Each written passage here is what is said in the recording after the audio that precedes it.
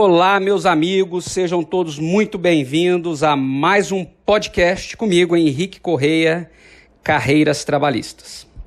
Hoje eu estou com um convidado aqui, o professor Felipe Bernardes, que é juiz do trabalho, autor de livros, meu colega da editora Juspodium, e ele me enviou aqui um áudio, para que a gente possa pensar juntos sobre essa nova legislação, que é a MP do Contrato Verde e Amarelo, a MP 905. Esse, sem dúvida, é um dos podcasts mais importantes do momento, porque a MP está em vigor desde janeiro de 2020.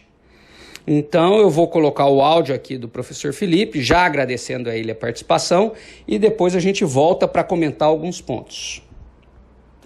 Olá pessoal, quem fala aqui é Felipe Bernardes, juiz do trabalho do Tribunal Regional do Trabalho da Primeira Região, no Rio de Janeiro, autor do Manual de Processo do Trabalho pela editora Juspodium, atualmente na 3ª edição. Me dirijo aqui a vocês e a meu amigo Henrique Correia para falar sobre um tema muito importante, uma modificação trazida pela medida provisória 905 de 2019, no que tange aos juros de mora. Os juros de mora no processo do trabalho, a gente sabe que antes da MP 905, eles eram calculados no percentual de 1% ao mês, o que era um índice bastante significativo. E a partir da MP, a previsão da MP é no sentido de que os juros de mora vão corresponder à remuneração da caderneta de poupança. Uma mudança drástica, uma redução bastante significativa, portanto, dos juros de mora. E lembrando que os juros de mora são um crédito acessório ao crédito principal, que vão remunerar justamente aí o credor pela demora que ele vai ter para receber o seu crédito principal. Então, certamente, os juros de mora reforçam no devedor essa tendência de cumprir a obrigação principal. E a discussão que vai surgir certamente nos tribunais a respeito desse tema é a discussão a respeito da constitucionalidade material desse dispositivo. Eu digo isso por quê? Porque a gente sabe que lá no Código Tributário Nacional, então para os créditos tributários, a previsão é de juros de mora de 1% ao mês. Para os créditos civis, isso está previsto no artigo 406 do Código Civil, os juros de mora são calculados aí de acordo com a taxa Selic, eles correspondem à taxa Selic. A taxa Selic, a gente sabe que hoje em dia está na sua mínima histórica, mas mesmo assim a taxa Selic é bastante superior à remuneração da caderneta de poupança. Então, esse cenário que a gente passa a ter com a MP 905 é um cenário que vai gerar uma discussão da constitucionalidade material desse dispositivo. Por quê? Porque não é coerente do ponto de vista sistemático que a legislação, então, preveja um índice de juros de mora trabalhista inferior aos juros civis e aos juros tributários. E é incoerente por quê? Porque o crédito trabalhista, a gente sabe que é um crédito privilegiado. O crédito trabalhista, de acordo com a própria lei de falências, por exemplo, de recuperação de empresa, o crédito trabalhista tem preferência em relação ao crédito tributário, tem preferência em relação ao crédito civil, é um crédito privilegiado. Então, realmente, é de uma incoerência sistemática muito grande essa previsão de juros de mora menores nos créditos trabalhistas. E vai gerar uma discussão, portanto, à luz do princípio da isonomia material, que significa tratar desigualmente os desiguais na medida em que se desigualam. Mas, ora, se o crédito trabalhista é privilegiado, então o tratamento com relação aos juros de mora deveria ser igual, pelo menos igual, ou então ainda mais reforçado, vamos dizer assim, do que os créditos civis e tributários. E a gente passa a ter o cenário contrário, que é um cenário, então, de enfraquecimento do crédito trabalhista. Então, certamente, essa é uma questão que os tribunais vão se deparar muito em breve aí, com relação a esse tema, do ponto de vista aí da constitucionalidade material dessa previsão, dessa redução drástica dos juros de mora dos débitos trabalhistas.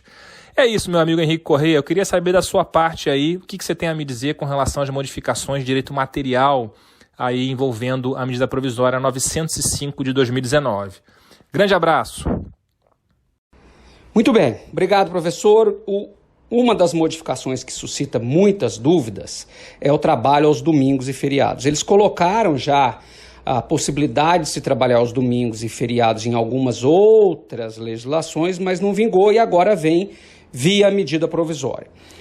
Nós sabemos que na Constituição, até por uma tradição católica que tem o Brasil, de guardar o domingo para ir à missa, hoje essa tradição não se resume só ao catolicismo, mas outras religiões também, e a Constituição vem e fala que tem que ser preferencialmente aos domingos. Muito bem. Agora a MP, a nova legislação que está em vigor, goste você, eu ou não, ela libera, pelo menos essa é a interpretação que é dada, para todos os empregados trabalharem aos domingos e feriados. Antes dessa MP, precisava de autorização expressa do Ministério do Trabalho, hoje Ministério da Economia, via auditores fiscais. Bom, Henrique, não precisa mais dar o DSR? Não, não é isso. DSR é descanso semanal remunerado, tá? Se até ele, ao criar o mundo, descansou no 7º dia, imagina nós. Então o DSR é sagrado, é obrigatório, é cogente, é imperativo, não pode o trabalhador abrir mão dele, nem o empregador retirá-lo, né? Não cabe às partes essa negociação. Ele é impositivo, né? Tanto é que se não for dado, tem que pagar em dobro aquele dia, além de ser autuado pela fiscalização. A nova regra, preste bastante atenção, é no sentido de que todos os empregados podem trabalhar aos domingos e aí folga em outro dia. Se ele pertencer ao comércio e serviços, tem que coincidir com o domingo a cada 4 semanas. Se trabalhar na indústria, a cada 7 semanas. Então, essa é a nova regra.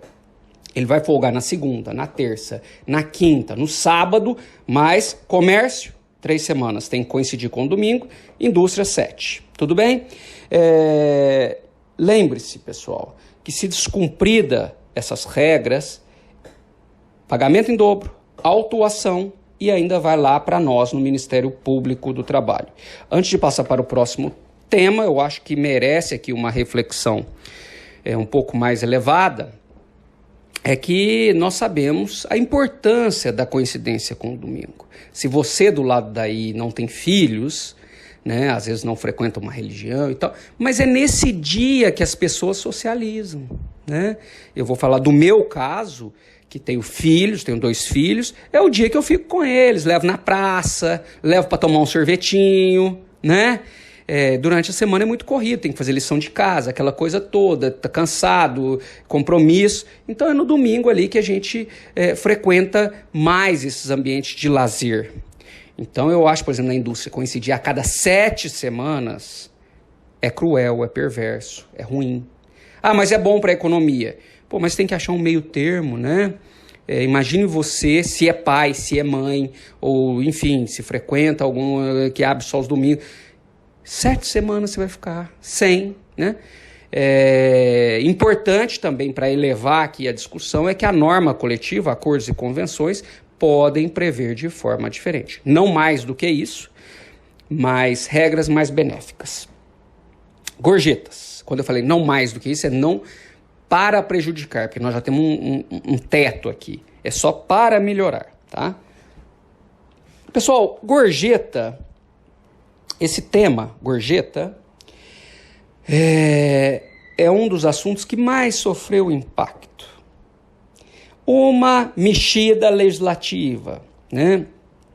Um jeito de fazer lei assim, mas muito ruim. E vou falar como que está agora, né? Até um breve histórico é que teve uma leizinha lá em 2017, veio a reforma trabalhista, revogou, depois a reforma trabalhista foi revogada por uma medida provisória e ficou tudo do jeito que estava, antes dessas leis todas. Agora vem a MP e fala que gorjeta precisa ser, nós sabemos que a gorjeta ela é paga por terceiros, né? E ela precisa ser anotada na CTPS. Um ponto interessante da MP é que ela deixa claro que gorjeta é dinheiro do trabalhador. A empresa não pode ficar com ele, né? Então, esse ponto é interessante. Quem deve fixar as regras de cobrança, rateio, como vai ser dividido, se a moça da cozinha vai receber, se o rapaz que é telefonista, estou pensando aqui num restaurante, né? É a norma coletiva, é o acordo coletivo firmado com o sindicato ou a convenção entre sindicatos. Se o empregador retiver gorjetas, ele vai ser autuado pela fiscalização e tem previsão de multa ainda. Tá legal? Se naquela localidade não tiver gorjeta, se não tiver, instrumento coletivo, próprios trabalhadores podem fixar via assembleia as regras. Interessante que aqui o sindicato perde força, né? Há uma tendência em retirar o sindicato do cenário. E aí aqui uma assembleia dos trabalhadores pode fixar as regras sem a participação do sindicato. Aquela comissão que tinha anteriormente não tem mais. E por fim, para encerrar, o governo fez tudo isso, não foi também à toa para fixar essas regras, é que ele vai reter parte desse dinheiro, 20% para arrecadação, se ele tiver na tributação federal diferenciada, se não tiver, 33%. O próximo tema é prêmios. Sobre prêmios, antes da MP, né, nós não tínhamos nem regulamentação. Depois veio a reforma trabalhista e deixou claro que prêmios têm natureza indenizatória. E agora a MP 905 vem e traz toda uma regulamentação detalhada de prêmios. Então, que os prêmios só podem...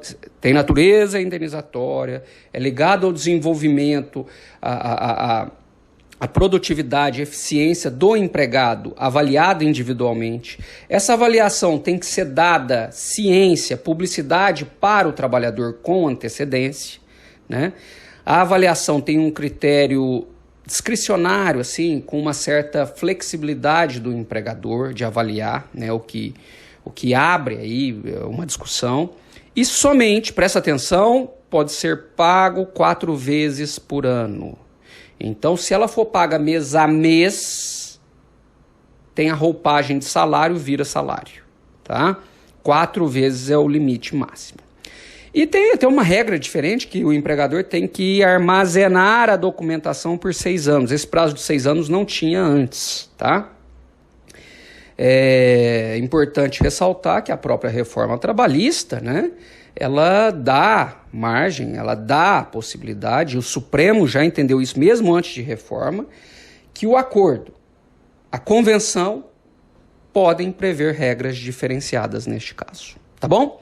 Então, eu estou trazendo aqui, fala 4 vezes por ano pode ser pago. Mas e se o acordo, que agora tem força que prevalece sobre a lei, prevê de forma diferente mês a mês? Não me parece que há irregularidade, tá bom?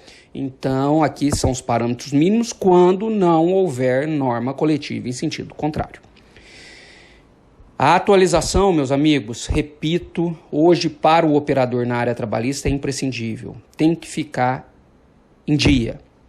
Lá no curso Aprovação PGE, nós temos um curso rápido de 2 aulas, 4 horas aula, uma sentadinha para você ficar atualizado com tudo isso que nós estamos falando. E por fim, a uniformização das multas administrativas. Quando o auditor fiscal do trabalho vai até o estabelecimento, ele, uma vez identificado aí a irregularidade, ele autua, ele multa.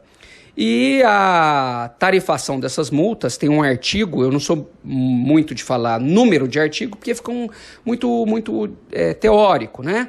Mas tem um artigo aqui que agora é protagonista, tudo remete a ele. Então, se você lida na área trabalhista, depois você abre aí a sua CLT nova, lá da editora Juspod, nós fizemos até a editora fez uma CLT comparada, é o artigo 634A.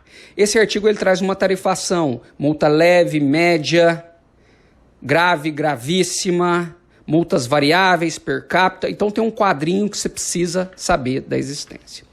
Meus amigos, por hoje vou ficando por aqui. Falei até mais do que eu queria. O podcast é um áudio bem rapidinho, enquanto você está aí no trânsito, fazendo o café da manhã, à noite antes de dormir. Muito obrigado pela companhia. Semana que vem teremos outro podcast Carreiras Trabalhistas.